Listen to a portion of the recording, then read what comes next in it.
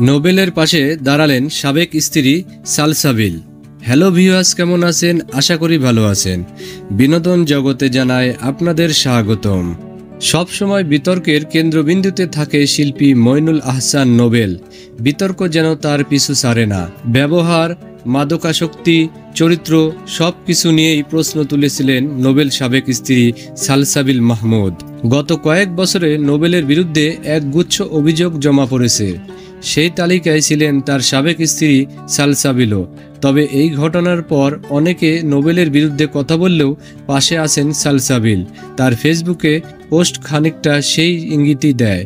সালসাবিল লিখেছেন, সোশ্যাল মিডিয়ায় আমার বিভিন্ন বক্তব্য ছড়িয়ে পড়েছে। এর মধ্যে কিছু সত্য, আবার অনেকটাই ভ্রান্ত ও উদ্দেশ্যমূলক।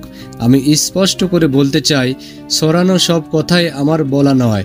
আর কেউ যদি মনে করে এই মোবাইল ও প্রযুক্তির যুগে কাউকে 7 মাস ধরে জোরপূর্বক আটকে রাখা বা এমন অপরাধ করা সম্ভব, তাহলে সেটি বাস্তবতা বিরুদ্ধ ও সম্পূর্ণ বিভ্রান্তিকর ও হাস্যকর একটি ধারণা। এই লেখা পড়েই অনেকেরই মন্তব্য, তাহলে কি সালসাবিল এবং নোবেলের মাঝের দূরত্ব ঘুচছে?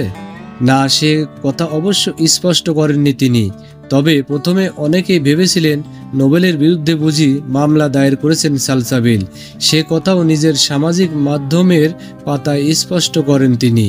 সালসাবিল তার ফেসবুকে লেখেন, আমি বর্তমানে বাংলাদেশের বাইরে অবস্থান করছি এবং আমি কারো বিরুদ্ধেই কোনো প্রকারের মামলা দায়ের করিনি। এই মুহূর্তে বিচার বিভাগীয় হেফাজতে রাখা হয়েছে নোবেলকে।